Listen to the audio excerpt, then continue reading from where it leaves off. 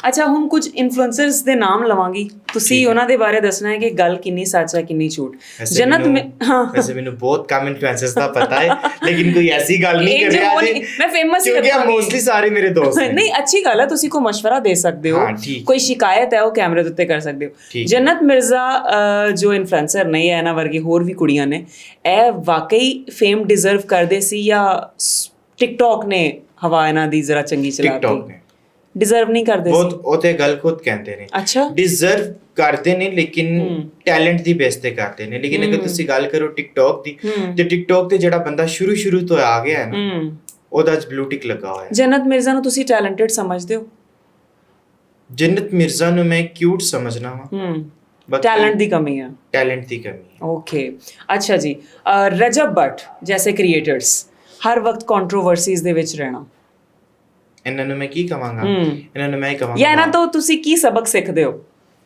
ਇਹਨਾਂ ਤੋਂ ਸਬਕ ਤੇ ਖੈਰ ਕੋਈ ਸਿੱਖਣ ਵਾਲਾ ਹੈ ਨਹੀਂ। ਅੱਛਾ, ਸਹੀ ਹੈ, ਮੈਂ ਹੀ ਕਹਾਂਗਾ ਬਾਜ਼ ਆ ਜਾਣ। ਕਿਸ ਚੀਜ਼ ਤੋਂ? ਹਰ ਚੀਜ਼ ਤੋਂ। ਜਿੱਦਾਂ ਵਲੌਗਿੰਗ ਬੰਦ ਕਰ ਦੇਣ, ਵਲੌਗਿੰਗ ਕਰਨ ਲੇਕਿਨ ਅੱਛੇ ਟੌਪਿਕ ਤੇ ਕਰਨ।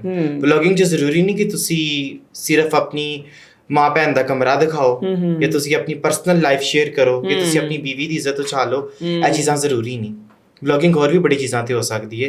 ਤੁਸੀਂ ਵਲੌਗਿੰਗ ਦੇ ਵਿੱਚ ਆਪਣਾ ਮਜ਼ਹਬੀ ਫੈਕਟਰ ਵੀ ਲੈ ਕੇ ਆ ਰਹੇ ਹੋ, ਠੀਕ ਹੈ, ਇਹ ਚੀਜ਼ਾਂ ਜ਼ਰੂਰੀ ਨਹੀਂ ਹੈ। ਬੰਦਾ ਅੱਛੇ ਤਰੀਕੇ ਨਾਲ ਵੀ ਕਰ ਸਕਦਾ ਹੈ। ਬਿਲਕੁਲ। ਤੁਹਾਨੂੰ ਕੀ ਲੱਗਦਾ ਹੈ ਕਿ ਰਜਬ ਭੱਟ ਦੀ ਜਿਹੜੀ ਸ਼ਾਦੀ ਹੈ ਉਹ ਸੋਸ਼ਲ ਮੀਡੀਆ ਦੀ ਨਜ਼ਰ ਹੋ ਗਈ? ਨਹੀਂ, ਹਾਂ, ਫਿਰ ਉਹ ਰਜਬ ਭੱਟ ਦੀ ਨਜ਼ਰ ਹੋ ਗਈ ਹੈ। ਉਹ ਕਿਉਂ? ਲੋਕ ਤੇ ਕਹਿ ਰਹੇ ਆ ਕਿਉਂਕਿ ਸ਼ਾਦੀ ਬੜੀ ਦੇਖੀ, ਲੋਕਾਂ ਦੀ ਨਜ਼ਰ ਲੱਗ ਗਈ। ਕਿਉਂਕਿ ਇਹ ਗੱਲ ਕਿਸੇ ਤੋਂ ਵੀ ਲੁਕੀ ਛੁਪੀ ਨਹੀਂ ਹੈ ਕਿ ਉਹਨਾਂ ਨੇ ਕਬੂਲ ਕੀਤਾ ਹੈ ਕਿ ਮੇਰਾ ਅਫੇਅਰ ਸੀ। ਫਿਰ ਕੋਈ ਇੱਕ ਨਹੀਂ ਸੀ, ਕਾਫੀ ਸਾਰੇ ਸਨ।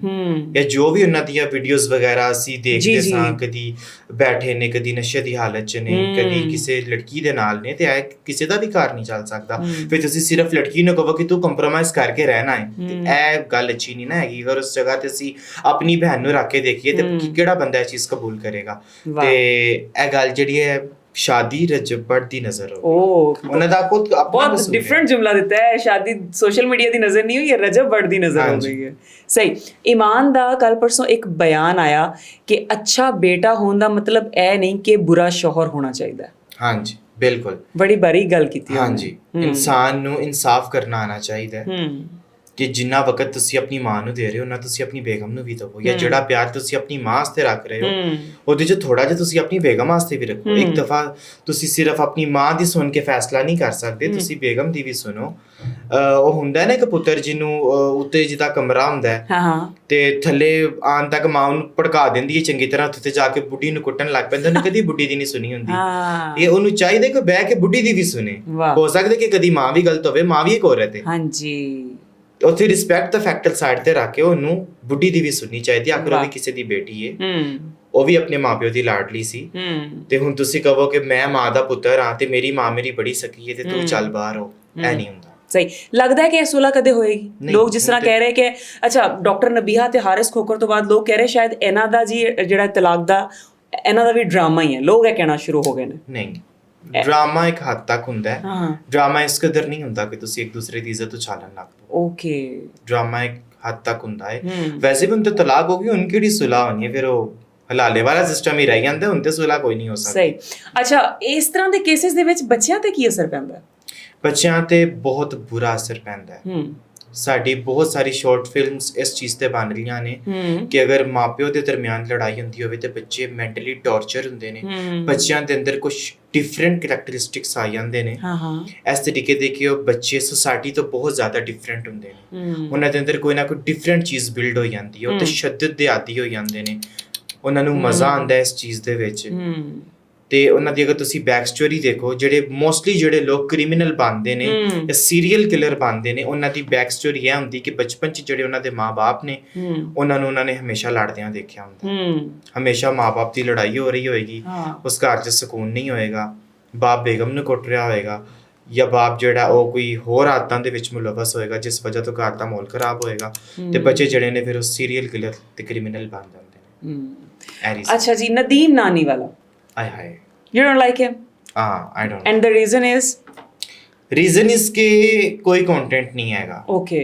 ਇਹ ਵੀ ਤੁਹਾਨੂੰ ਲੱਗਦਾ ਕਿ ਉਹ ਜਿਹੜਾ ਨਵਾਂ ਸੋਸ਼ਲ ਮੀਡੀਆ ਆਇਆ ਸੀ ਉਹਦੀ ਵਜ੍ਹਾ ਤੋਂ ਵਾਇਰਲ? ਹਾਂਜੀ ਬਿਲਕੁਲ। ਜਾਂ ਕੋਈ ਹੋਰ ਵਜ੍ਹਾ ਹੋ ਸਕਦੀ ਹੈ? ਹੁਣ ਤੁਸੀਂ ਇਹ ਆਈਫੋਨ ਪਕੜੋ, ਮੈਂ ਕਹਾਂ ਕਿ ਉਹ ਕਾਸ਼ਾ ਹੈ ਆਈਫੋਨ ਮੈਂ ਗਿਵ ਅਵੇ ਕਰਨ ਚੱਲਾਂ, ਇਹ ਮੇਰਾ ਵਾਇਰਲ ਹੋਣ ਦਾ ਤਰੀਕਾ ਹੈ। ਅੱਛਾ। ਤੇ ਪਾਕਿਸਤਾਨੀ ਆਵਾਮ ਤੇ ਪਹਿਲੇ ਇਸ ਚੀਜ਼ ਨੂੰ ਬੜਾ ਪਸੰਦ ਕਰਦੀ ਹੈ। ਤੁਸੀਂ ਕਹੋ ਮੈਂ ਤੇ ਹੁਣੇ ਮੈਂ ਵੀ ਠੀਕ ਹੈ ਨਾ, ਮੰਨ ਜਾਂਗੀ। ਵਿਊਜ਼ ਲੈਣ ਦਾ ਸਭ ਤੋਂ ਆਸਾਨ ਤਰੀਕਾ ਹੈ ਜਿਹੜਾ ਮੈਂ ਕਹਿੰਦਾ, ਜਿਹੜਾ ਬੰਦਾ ਵਾਇਰਲ ਨਹੀਂ ਹੋ ਰਿਹਾ ਉਹ ਆਪਣਾ ਆਈਫੋਨ ਕੱਢੇ, ਥੱਕਿਆ ਹੋਇਆ ਆਈਫੋਨ ਕੱਢੇ, ਕਹੇ ਕਿ ਮੈਂ ਗਿਵ ਅਵੇ ਕਰਨ ਲੱਗਾ। ਤੁਸੀਂ ਕਰਨਾ ਕਿ ਤੁਸੀਂ ਮੈਨੂੰ ਫੋਲੋ ਕਰਨਾ ਹੈ, ਤੁਸੀਂ ਇੰਨੇ ਹਜ਼ਾਰ ਅਗਰ ਥੱਲੇ ਕਮੈਂਟ ਕਰਵਾ ਦਿੱਤੇ ਤੇ ਜਨਾਬ ਇਹ ਆਈਫੋਨ ਮੈਂ ਪਬਲਿਕ ਦੇ ਵਿੱਚੋਂ ਇੱਕ ਬੰਦਾ ਚੂਜ਼ ਕਰਕੇ ਉਹਨੂੰ ਦੇ ਦਾਂਗਾ, ਉਸ ਬੰਦੇ ਨੂੰ ਇੱਕ ਦਿਨ ਚ 10-15 ਹਜ਼ਾਰ ਫੋਲੋਅਰ ਮਿਲ ਜਾਏਗਾ। ਓਕੇ। ਅੱਛਾ ਇੱਕ ਗੱਲ ਦੱਸੋ, ਆਈਫੋਨ ਦਿੰਦੇ ਵੀ ਹੈ ਕਿ ਬਸ ਡਰਾਮਾ ਹੁੰਦਾ ਹੈ? ਨਹੀਂ, ਡਰਾਮਾ ਹੁੰਦਾ ਹੈ। ਮੈਂ ਤੁਹਾਨੂੰ ਦੱਸਣਾ, ਜੇ ਅਸੀਂ ਗੱਲ ਕਰੀਏ ਸਿਡ ਰੈਪਰ, ਉਹਨਾਂ ਨੇ ਅੱਜਕੱਲ ਇੱਕ ਗੋਰੇ ਦਾ ਟ੍ਰੈਂਡ ਫੋਲੋ ਕਰਨਾ ਸ਼ੁਰੂ ਕੀਤਾ ਹੈ। ਉਹ ਕੀ ਕਰਦਾ ਹੈ ਗੋਰਾ, ਉਹਦਾ ਮੈਨੂੰ ਨਾਮ ਨਹੀਂ ਯਾਦ ਆ ਰਿਹਾ, ਉਹ ਆਪਣੇ ਇੰਸਟਾਗ੍ਰਾਮ ਫਾਲੋਅਰਸ ਦੀ ਸਕਰੀਨਸ਼ਾਟਸ ਲੈ ਕੇ and then he choose randomly and send them money or some giveaways or gifts. ਤੇ ਸਿਡ ਰੈਪਰ ਨੇ ਟ੍ਰੈਂਡ ਸਟਾਰਟ ਕੀਤਾ ਹੈ, ਸਕਰੀਨਸ਼ਾਟਸ ਲੈ ਕੇ ਉਹ ਸੁੱਟਣਾ ਹੈ, ਕੀ ਕਹਿੰਦਾ ਉਹਨੂੰ, ਨਿਸ਼ਾਨਾ ਲਗਾਉਣਾ ਹੈ, ਜਿਹਦੇ ਉੱਤੇ ਲੱਗ ਗਿਆ ਕਿ ਜੀ ਇੰਨੇ ਆਈਫੋਨਸ ਜਾਣਗੇ, ਤੇ ਬਾਰ-ਬਾਰ ਵੀਡੀਓਜ਼ ਆ ਰਹੇ ਹੁੰਦੇ ਆ, ਦੇਖੋ 15 ਆਈਫੋਨਸ ਪਏ ਨੇ ਤੁਹਾਡੇ ਹੀ ਨੇ। ਇਹ ਸਭ ਝੂਠ ਹੈ? ਬਿਲਕੁਲ ਝੂਠ। ਸੀਰੀਅਸਲੀ? ਬਿਲਕੁਲ ਝੂਠ। ਸੋਸ਼ਲ ਮੀਡੀਆ ਹੈ ਹੀ ਦਿਖਾਵਾ ਹੈ ਸਾਰਾ। ਓਕੇ। ਤੁਸੀਂ 5 ਬੰਦੇ ਇੱਥੇ ਪਾਓ, ਉਹਨਾਂ ਦੀ ਆਈਡੀਜ਼ ਬਣਵਾਓ 3-4, ਉਹਨਾਂ ਨੂੰ ਕਹੋ ਕਿ ਯਾਰ ਤੁਸੀਂ ਰੈਂਡਮਲੀ ਕਮੈਂਟ ਕਰਨੇ ਨੇ। ਅੱਛਾ। ਫਿਰ ਤੁਸੀਂ ਸਕਰੀਨਸ਼ਾਟ ਵੀ ਉੱਥੋਂ ਹੀ ਲਵੋਗੇ ਜਿੱਥੇ ਉਸ ਬੰਦੇ ਦਾ ਨਾਂ ਆ ਰਿਹਾ ਹੋਏਗਾ, ਆਪਣੇ ਹੀ ਬੰਦੇ ਦਾ, ਤੇ ਉਹਦੇ ਨਾਲ ਖੜਾ ਕਰਕੇ ਪੈਸੇ ਦੇਂਦੇ ਆ, ਇਹ ਪੈਸੇ ਚਲੇ ਗਏ। ਫਿਰ ਤੁਸੀਂ ਉਸ ਬੰਦੇ ਨੂੰ ਜਾ ਕੇ ਪੁੱਛੋ, ਹਾਂਜੀ ਭਾਈ ਤੁਹਾਨੂੰ पैसे मिले ने? कहेगा जी बिल्कुल मिले ने जी, तो गाइस आप भी देख सकते हैं, इनको मिले, आपने क्या करना, हमें फॉलो करना, हमें लाइक करना, हमें कमेंट। अच्छा, सारा ड्रामा है। ओके, ਇਹਦਾ ਮਤਲਬ ਮੈਂ ਤੁਹਾਨੂੰ ਇੱਕ ओरिजिनल ਡਰਾਮਾ ਦੱਸਣਾ। ਉਹ ਜ਼ਰੂਰ। ਰੀਸੈਂਟਲੀ ਤੁਸੀਂ ਉਹਨਾਂ ਦੇ ਵਿੱਚੋਂ ਇੱਕ ਬੰਦੇ ਦਾ ਨਾਮ ਵੀ ਲਿਆ ਹੈ, ਲੇਕਿਨ ਹੁਣ ਮੈਂ ਡਿਸਕਲੋਜ਼ ਨਹੀਂ ਕਰਾਂਗਾ ਕਿਉਂਕਿ ਅਸੀਂ ਤੇ ਮਿਲਦੇ ਰਹਿੰਦੇ ਹਾਂ। ਠੀਕ ਹੈ। ਇੱਕ ਇਵੈਂਟ ਤੇ ਸਾਡੀ ਮੁਲਾਕਾਤ ਹੋਈ, ਪੂਰੀ ਇੰਡਸਟਰੀ ਉੱਥੇ ਆਈ ਸੀ, ਟਿਕਟੋਕਰ ਇੰਡਸਟਰੀ ਨਹੀਂ, ਤਾਂ ਸਾਡੀ ਡਰਾਮਾ ਇੰਡਸਟਰੀ, ਫਿਲਮ ਇੰਡਸਟਰੀ ਸੀ ਸਾਰੇ, ਮੈਂ ਵੀ ਐਜ਼ ਅ ਗੈਸਟ ਹੀ ਉੱਥੇ ਇਨਵਾਈਟਡ ਸੀ। ਠੀਕ ਹੈ। ਹੁਣ ਉੱਥੇ ਸਾਰਿਆਂ ਦੇ ਨਾਲ ਪਿਕਚਰਸ ਵਗੈਰਾ ਲੈਣ ਤੋਂ ਬਾਅਦ ਅਸੀਂ ਆਪਸ ਵਿੱਚ ਸਾਰੇ ਬੈਠੇ ਹੋਏ ਹਾਂ, ਤੇ ਮੈਂ ਉਸ ਬੰਦੇ ਨੂੰ ਕਿਹਾ ਕਿ ਮੈਂ ਤੇਰੇ ਨਾਲ ਵੀਡੀਓ ਬਣਾਣੀ ਹੈ, ਤੇ ਬੰਦਾ ਕਹਿੰਦਾ ਯਾਰ ਉਹ ਅੱਜਕੱਲ ਮੈਂ ਉਹ ਇੱਕ ਟ੍ਰੈਂਡ ਸ਼ੁਰੂ ਕੀਤਾ ਹੋਇਆ, ਚਲਾ ਉੱਤੇ ਬਣਾਉਂਦੇ ਆ। ਠੀਕ ਹੈ। ਹੁਣ ਮੈਂ ਪਿੱਛੋਂ ਦੀ ਆਣਾ, ਮੈਂ ਉਹਨੂੰ ਪੁੱਛਣਾ ਹੈ ਕਿ ਯਾਰ ਮੇਰੇ ਵਿਊ ਨਹੀਂ ਆਉਂਦੇ। ਅੱਛਾ, ਆਈ ਗॉट ਇਟ, ਕਿਹੜਾ ਬੰਦਾ ਹੈ? ਮੈਂ ਉਹਨੂੰ ਪੁੱਛਣਾ ਹੈ ਤੇ ਉਹਨੇ ਮੈਨੂੰ ਕਹਿਣਾ ਹੈ ਕਿ ਜੀ ਇਹ ਫਿਲਟਰ ਦੇਖ ਰਹੇ ਹੈ, ਇਹ ਤੂੰ ਲਗਾਣਾ ਹੈ, ਹਾਂ ਤੇ ਮਿਲੀਅਨ ਚ ਵਿਊ। ਹਾਂ। ਅੱਛਾ, ਹੁਣ ਜਦੋਂ ਉਹਨੇ ਜੇਬ ਚ ਮੋਬਾਈਲ ਕੱਢਿਆ, ਮੋਬਾਈਲ ਦੀ ਸਕਰੀਨ ਆਫ ਹੈ। अब पब्लिक ਨੂੰ ਨਹੀਂ ਪਤਾ। ਮੈਂ ਬਾਅਦ ਚ ਪੁੱਛਿਆ, ਮੈਂ ਕਿਹਾ ਤੂੰ ਤੇ ਟਿਕਟੋਕ ਔਨ ਵੀ ਨਹੀਂ ਕੀਤੀ, ਤੂੰ ਫਿਲਟਰ ਵੀ ਕੋਈ ਨਹੀਂ ਲਾਇਆ? ਕਹਿੰਦਾ ਆਵਾਮ ਨੂੰ ਕਿਹੜਾ ਪਤਾ ਲੱਗਣਾ, ਪਾਗਲ ਹੀ ਬਣਾਣਾ ਉਹਨਾਂ ਨੂੰ।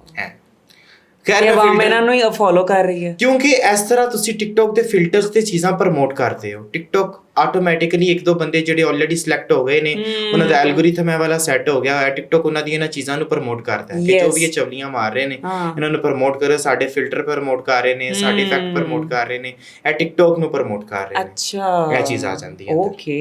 ਅੱਛਾ ਜੀ, ਮਿਸਟਰ ਪਤਲੂ, ਮੈਂ ਵੈਸੇ ਬਹੁਤ ਕਮ ਲਾਈਵ ਤੇ ਗਿਆ। ਸਹੀ। ਉਹਨਾਂ ਨੂੰ ਕਿਸ ਵਜ੍ਹਾ ਤੋਂ ਜਾਣਦੇ ਹੋ ਤੁਸੀਂ? ਉਹਨਾਂ ਨੂੰ ਮੈਂ ਉਹਨਾਂ ਦੀ ਟੁੱਟੀ ਪੁੱਟੀ ਇੰਗਲਿਸ਼ ਦੀ ਵਜ੍ਹਾ ਤੋਂ ਜਾਣਦਾ। ਉਹਨਾਂ ਦਾ ਮੈਂ ਕਲਿੱਪ ਦੇਖਿਆ, ਉਹਨਾਂ ਦੀ ਐਨਕ ਦੀ ਵਜ੍ਹਾ ਤੋਂ ਨਹੀਂ ਜਾਣਦੇ? ਯਾ ਯੂ ਫਰਮ ਇਹ ਉਹ ਵਾਲੇ ਮੈਂ ਕਲਿੱਪ ਦੇਖੇ ਸਨ। ਓਕੇ, ਜਿਹੜੇ ਟਿਕਟੋਕ ਲਾਈਵ ਦੇ ਹੁੰਦੇ ਮੇਰੇ ਖਿਆਲ, ਸਟਾਰਟਿੰਗ ਵਾਲੇ। ਸਟਾਰਟਿੰਗ ਵਾਲੇ ਉਦੋਂ ਮੈਂ ਤੁਰਕੀ ਦੇ ਵਿੱਚ ਸਾਂ ਜਦੋਂ ਇਹਨਾਂ ਦੇ ਕਲਿੱਪ ਆਣੇ ਸ਼ੁਰੂ ਹੋਏ ਸਨ। ਅੱਛਾ, ਓਕੇ। ਤੇ ਮੈਂ ਬਾਰੀਕ ਬੈ ਕੇ ਕਦੀ ਟਿਕਟੋਕ ਓਪਨ ਕਰਨੀ ਤੇ ਇਹਨਾਂ ਦੇ ਕਲਿੱਪਸ ਆਉਂਦੇ ਹੁੰਦੇ ਨੇ ਅੰਦਰ, ਤੇ ਬਸ ਉਹੀ ਚਵਲੀਆਂ ਵੱਜ ਰਹੀਆਂ ਨੇ। ਤੇ ਉਸ ਤੋਂ ਇਲਾਵਾ ਰੀਸੈਂਟਲੀ ਮੈਂ ਦੇਖੀ ਉਹ ਕੋਈ ਸਟੇਜ ਡਰਾਮੇ ਵਾਲੀ ਉਹਨਾਂ ਦੇ ਨਾਲ ਆਈ ਏ, ਪਤਾ ਨਹੀਂ ਕੀ ਨਾਮ ਹੈ ਉਹਦਾ, ਖੁਸ਼ਬੂ ਨਾਮ ਹੈ, ਪਤਾ ਨਹੀਂ ਕੀ ਨਾਮ ਹੈ, ਤੇ ਉਹ ਕੋਈ ਪੁਰਾਣੀ ਅਦਾਕਾਰਾ ਹੈ। ਹਾਂਜੀ, ਬੜਕਾ ਮਾਰ ਰਹੇ ਨੇ, ਉਹ ਆ ਗਈ ਓਏ। ਮਤਲਬ ਇਹ ਹੀ ਚੀਜ਼ ਹੈ, ਉਹਨਾਂ ਦਾ ਵੀ ਕੀ ਕੰਟੈਂਟ ਹੈ, ਕੰਟੈਂਟ ਤੇ ਹੈ ਹੀ ਨਹੀਂ। ਉਹਨਾਂ ਨੂੰ ਕੋਈ ਮਸ਼ਵਰਾ ਦੇਣਾ ਚਾਹੋਗੇ? B humble. Okay, B humble. ਜੋ ਕੁਛ ਹੈ ਵੇ ਉਹ ਅੱਲਾਹ ਪਾਕ ਹੋ ਵੀ ਸਕਦਾ ਹੈ, ਗਰੂਰ ਨਹੀਂ ਕਰਨਾ ਚਾਹੀਦਾ। Okay okay. ਜਿਹੜਾ ਕਹਿੰਦੇ ਨੇ ਕਿ ਮੈਂ ਬ੍ਰਾਂਡ ਆ, ਮੈਂ ਆ ਗਿਆ, ਇਹ ਨਹੀਂ ਕਰਨਾ ਚਾਹੀਦਾ। ਸਹੀ। ਇੱਥੋਂ ਜਦੋਂ ਬੰਦਾ ਡੇਗਦਾ ਬਹੁਤ ਬੜਾ ਡੇਗਦਾ। ਵਾਹ ਵਾਹ। ਅੱਛਾ ਜੀ, ਡੱਕੀ